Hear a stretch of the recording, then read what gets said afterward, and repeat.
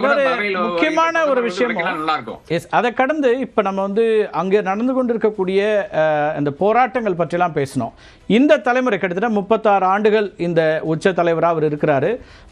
அதே நேரத்தில் இன்னைக்கு இருக்கக்கூடிய ஜென்சி வந்து ஒரு செக்யுலர் தன்மையோட ஒரு ஆட்சி அதிகாரம் அல்லது அப்படி ஒரு ஆட்சி முறையை எதிர்பார்க்கக்கூடிய சூழலில் இந்த அடுத்து வரக்கூடிய அரசு அல்லது அதிகார மாற்றம் அப்படிங்கிறதுக்கான வாய்ப்புகள் எப்படி இருக்கும்? ஏன்னா அந்த ஒரு எதிர்பார்ப்பு இப்போ ஈரானுக்குள்ளே இருக்குல்ல. நிச்சயமா எதிர்பார்ப்பு இருக்கத்தான் செய்யும். இப்போ வந்து அந்த ஸ்ட்ரக்சர் இன்னும் அப்படியே தான் இருக்குது. அந்த அரசாங்கம் என்பது ஒரு நபர் மறைந்து விட்டார், இல்லை என்றால் ஒரு சீரீஸ் ஆஃப் நபர்கள் மறைந்து விட்டார், 10 பேர் வந்து மறைந்து விட்டார்களே தவிர அந்த ஸ்ட்ரக்சர் அப்படியே தான் இருக்கு. அது நீங்க எப்ப கேப்சர் பண்ண முடியும்னா நீங்க வந்து அங்க ஆட்களை அனுப்பித்தான் நீங்க வந்து அது கையில் எடுக்க முடியுமே தவிர நிச்சயமாக வெளியிருந்து நீங்க 2 ட்ரோனை விட்டு 4 மிசைல் விட்டு எல்லாம் ஒன்றும் செய்ய முடியாது. இனி அடுத்த பிரச்சனை காட்டி சொல்லி என்ன வரப்போகுதுன்னு பாத்தீங்கன்னா அமெரிக்காவுக்குள்ள இருந்து பெரிய ப்ரொட்டஸ்ட் வரப்போகுது. ஏதோ இப்போ வந்து இந்த ஒரு தருணத்திலேயே வந்து கமலா ஹாரிஸ் உட்பட இருக்கின்ற நபர்கள் மேஜரி டெய்லர் கிரீன் போன்ற நபர்கள் வந்து இதற்கு எதிரான கருத்துக்களை வந்து ஏற்கனவே தெரிவிக்கிறாங்க. கமலா ஹாரிஸ் வந்து ஒரு நீண்ட ஒரு அறிக்கையை கொடுத்திருக்காங்க. இது ஒரு இந்த போரை வந்து கொண்டு வராரு. இது வந்து காங்கிரஸினுடைய பவர் என்ற அந்த அடிப்படையிலும் பலரும் பேசிக் கொண்டிருக்கிறார்கள். ஆனா ரிப்பப்ளிகன் கட்சி இன்னைக்கும் வந்து குடியரசு கட்சி என்ன செய்யுதுன்னு பாத்தீங்கன்னா ட்ரம்பை விட்டு நமக்கு ஆள் கிடையாது என்ற ஒரு அடிப்படையில் வந்து அனைவரும் வந்து தங்களுடைய அந்த கருத்துக்களை சொல்லாமல் இருக்கிறார்கள் என்றதான் உண்மையான நிலையா இருக்குது. ஆனா இது எந்த மொமெண்ட்ல வேணாலும் பிளிப் ஆகலாம். அது பிளிப் ஆகலுக்கு பல காரணங்கள் இருக்கலாம். ஒன்னு, அமெரிக்கால வந்து ஏதோ பொருட்களினுடைய விலை ஏறும்போது இன்ஃபிளேஷன் அதிகரிக்கும் போது நிச்சயமாக ஒரு பிரச்சனையா வரலாம். 2, எங்காச்சும் ஒரு தாக்குதல் ஈரான் வந்து அமெரிக்காவை சார்ந்த யுஎஸ் சிட்டிசன்ஸ் வந்து எங்காச்சும் தாக்க அவர்கள் வந்து சக்சீட் ஆனால் நிச்சயமாக மறுபடியும் வந்து ட்ரம்புக்கு எதிரான ஒரு செய்தியை நாம பார்க்கிறோம். இப்ப ஈரானுடைய சபாநாயகர் முகமது ஒரு கருத்தை சொல்றாரு. கமேனியை கொன்ற அமெரிக்காவுக்கு மரண அடி கொடுப்போம் அப்படின்னு ஒரு எதிர்வினை ஆற்றிருக்கிறாங்க. இது வந்து ஒரு ஈரானுடைய பதிலடியா இருக்குது. அபாயமான சிவப்பு கோட்டை தாண்டிய அமெரிக்கா உரிய விலை கொடுத்தே ஆக வேண்டும் அப்படிங்கிறதான் ஈரானுடைய சபாநாயகருடைய அந்த மெசேஜா இருக்கு. முகமது பாஹிர் அவர் வந்து இந்த எச்சரிக்கையை கொடுத்திருக்காரு. இன்னும் ஒரு பக்கம் ட்ரம்ப் ஒரு எச்சரிக்கை கொடுக்குறாரு, ஈரான் இந்த எல்லையை தாண்டிச்சுன்னா இதாகணும். அப்போ 2 பக்கமுமே மோதல் போக்கு என்கிற இடத்துல இருந்து இதை எப்படி அடுத்த கட்டத்தை நோக்கி இன்னும் வீரியமான ஒரு போராகத்தான் இது மாறுகிறதா? இதை எப்படி பார்க்கணும் ஆர்கே? இல்ல நிச்சயமா கார்த்தி செல்வன், இதுல இப்ப நடந்திருக்கிற விஷயம் பாத்தீங்கன்னா இப்ப முன்னாடி ஒரு தாக்குதல் நடந்தது இல்லையா? அதாவது இஸ்ரேல் இதுக்கு முன்னாடி அதே மாதிரி அமெரிக்காவை வந்து குண்டு போட்டு அவருடைய நியூக்ளியர் ப்ரோக்ராம் வந்து கட்டைல் பண்ணக்கூடிய ஒரு வாய்ப்பு இப்ப போன மாசம் நடந்த ஒரு விஷயமா இருக்கிறது இல்லையா? அதன் பிறகு இவர்கள் நல்ல சவுண்ட் விட்டாங்க. யாரு? ஈரானுடைய தலைமை வந்து அதை பண்ணும் இது பண்ணுன்னு சொன்னாங்க. ஆனால் அப்போ அந்த தலைமை வந்து இன்டாக்டா இருந்தது. நமக்கு அந்த தலைமை என்ன செய்யும், எப்படி யோசிக்கும் என்று ஏதோ ஒரு அண்டர்ஸ்டாண்டிங் ஒண்ணு இருக்கிறது. அப்ப அதை வைத்து நாம் பார்க்கும்போது தாராளமாக நம்ம நினைச்ச என்னன்னா ப்ராக்ஸி வார் தான் நடக்கும். ஹூத்திஸை வைத்து அதே மாதிரி பாக்கி இருக்கின்ற ஹமாஸை வைத்துக் கொண்டு இல்லை என்றால் பாக்கி இருக்கின்ற ஹிஸ்புல்லாவை வைத்துக் கொண்டு ஏதாச்சும் நடக்கும் என்று நாம் எதிர்பார்த்தோம். அதே மாதிரி ஹிஸ்புல்லா வச்சு தாக்குனாங்க. அதே மாதிரி ஹூத்திஸை வச்சு 2-3 விஷயங்கள் செய்தார்கள். ஆனால் இன்று யார் அங்க தலைமைன்னு பாத்தீங்கன்னா ஸ்பீக்கர் டெஃபினெட்லி அவர் தலைமை கிடையாது. பட் அப்படி இருந்தால் கூட அவர் மஹ்மூத் வந்து ஏன் இது சொல்றாரு என்று நமக்கு தெரியவில்லை. அப்போ இனி அடுத்த தலைமை வந்த பிறகுதான் நமக்கு வந்து இவர்கள் என்ன ஆக்சுவலா மீன் பண்றாங்களா இல்ல சும்மா சவுண்ட் விடுறாங்களான்னு அவன் பிறகுதான் தெரியும். அது இப்ப அசஸ் பண்ண என்னால் முடியவில்லை. இல்ல இப்ப கமேனியுடைய வாரிசாக எதிர்பார்க்கப்பட்டவர் இந்த சம்பவத்தில் கொல்லப்படல, அவர் வேறு இடத்துல இருந்தாருன்னு தான் தகவல் இருக்கு. அதை நம்ம பார்க்க வேண்டியிருக்கு. கிளாட்சன், இப்ப இதை பொறுத்த வரைக்கும் எதிர்வினை நேற்றுக்கே இருந்துச்சு.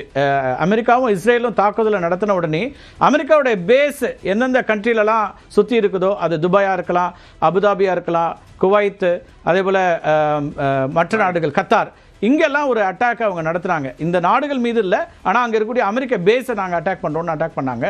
இது அங்கேயும் ஒரு இப்போ நீங்கள் வந்து துபாய் மாதிரியான ஒரு ஏர்போர்ட் வந்து முழுமையாக மூடப்பட்டிருக்குது, சர்வதேச விமான நிலையம். மொத்தமாக இன்னைக்கு வந்து பெருமளவுக்கு விமான சேவை உலகம் முழுக்க பாதிக்கப்படுதுன்னே சொல்லலாம். யூரோப்பியன் கண்ட்ரீஸ்க்கு போகிறது, மற்ற விஷயங்கள் எல்லாமே. இப்போ இந்த எதிர்வினை அப்படிங்கிறது அடுத்தடுத்து இவங்களும் பின்வாங்குவதாக இல்லை அப்படின்னா இன்னும் வந்து ஒரு முழுநேர போரை நோக்கி நகருதா கிளாட்சன்? முழுநேர போரை நோக்கி நகர்வது அப்படிங்கிறதையும் இதோட சேர்ந்து யார் யாரெல்லாம் இதோட இணைவாங்க அப்படிங்கிறதையும் பார்க்கறது ரொம்ப முக்கியமா இருக்கு.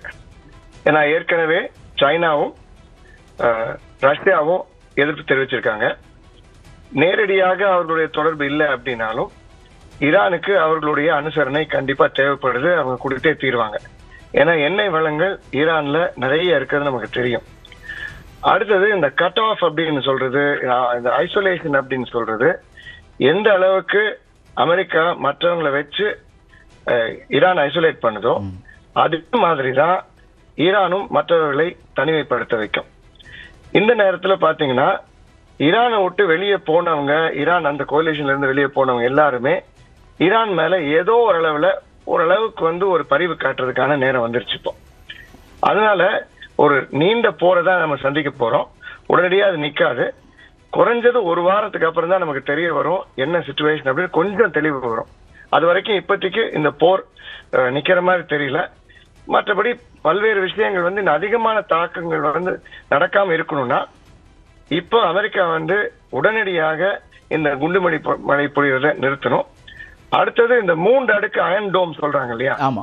இஸ்ரேல் 3 அடுக்கு அயன் டோம் அயன் டோம்ங்கிறது ஒரு டோம். ஓகே. டேவிட் ஸ்லிங் 3வது கட்ட இந்த நடவடிக்கைகளுக்கு நேரடியாக அவர்கள் கவனம் செலுத்தி மீண்டும் தாக்குதல் தடுப்பு நடவடிக்கைகள்ல மட்டும்தான் அவங்க ஈடுபடணுமே தவிர பதில் தாக்குதல் ஈடுபடாம இருக்கிறது அப்படிங்கிறது ஒரு நல்ல விஷயம். ஆனா இப்ப இஸ்ரேல் இருக்கக்கூடிய நிலைமையில அந்த மாதிரி பண்றதுக்கான வாய்ப்பே கிடையாது. அவங்க எப்படா தாக்கலான்றதுக்காக காத்துட்டு இருக்காங்க. இதெல்லாம் ரொம்ப முக்கியமான ஒரு விஷயம் என்னன்னு பாத்தீங்கன்னா, ஷேர் மார்க்கெட்டை பாத்தீங்கன்னா இந்த 5 கம்பெனிஸோடைய ஷேர்ஸ் மிக அதிக அளவுல மேலே ஏறி இருக்கு. கடந்த 2 நாட்களாக நீங்க பாத்தீங்கன்னா பெக்டல் எடுத்துக்கிட்டீங்கன்னாலும் லாக்கீட் மார்டின் எடுத்துக்கிட்டீங்கன்னா இந்த மாதிரி ஆயுதம் தயாரிப்பு நிறுவனங்களுடைய ஷேர் கண்ணா பின்னா ஏறி இருக்கு. அப்போ என்ன இதை காட்டுது அப்படின்னா, ட்ரம்ப் இதை செய்யறதுக்கான ஒப்ஜெக்டிவே இந்த ஆயுத பேரங்கள் மட்டும்தான், இந்த ஆயுதங்கள் தான். மற்றபடி வேற எதுவும் பெருசா வித்தியாசங்கள் ஒன்றும் கிடையாது. அதே மாதிரிதான் இஸ்ரேல். இப்போ எப்படி அளவுக்கு ஒரு நம்பகத்தன்மை இன்மை அப்படின்னு பார்த்தா, இந்திய பிரதமர் அங்க போயிட்டு இப்போ 2 நாட்கள் கூட ஆகல, உடனடியான இந்த தாக்குதல் நடந்திருக்குது. இது டெரரிசம்கான தாக்குதலா அல்லது செல்ஃப் டிஃபென்ஸ்க்கான தாக்குதலா அப்படின்னு சொல்லி எந்த விதத்திலுமே நியாயப்படுத்த முடியாது. இஸ்ரேலை பொறுத்தவரைக்கும் பிரிஎம்டிவ் ஸ்ட்ரைக் அப்படின்றாங்க. எங்களை அவங்க தாக்க முயற்சி பண்ணாங்க, அதுக்கு முன்னாடி நாங்க அட்டாக் பண்ணோம் அப்படின்னு இஸ்ரேல் சொல்லுது. இதேதான் ஈராக்கும், இதேதான் ஈராக் பிரிஎம்டிவ் ஸ்ட்ரைக் தான் ஈராக்லயும் சொன்னாங்க. இதேதான் பல்வேறு நாடுகள்ல சொல்லியிருக்காங்க. மடுரோ கிட்ட சொன்னதும் இதேதான் சொன்னாங்க.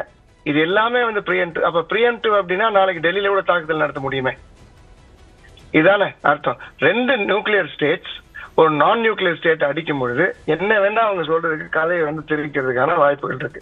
இவங்க எல்லாமே எப்படி அப்படின்னா ஒரு சர்வைவல் லெவலுக்கு வந்துட்டாங்க. சர்வைவல் அப்படின்னா அரசியல் ரீதியா இவர்கள் நிலைத்து நிக்கணும் அப்படின்னா இவர்களுக்கு இந்த போர் தேவை. அந்தந்த நாடுகள்ல போரை வச்சு நீங்க சொல்றது அமெரிக்காக்குள்ள இஸ்ரேலுக்குள்ள அப்படி சொல்றீங்களா? அந்தந்த நாடுகளுக்குள்ளார இது தேவைப்படுது. அப்போ இது தேவைப்படும் பொழுது நம்ம செய்ய வேண்டிய வேலைன்னா மற்றவர்கள் பதில் இருப்ப கொஞ்சம் அளவிட்டு தான் பதில் இருப்ப கொடுக்கணும். இல்லாட்டி அவங்க நினைக்கிற மாதிரி அவங்க டியூனுக்கு நம்ம டான்ஸ் ஆடுற மாதிரி வந்துடும்.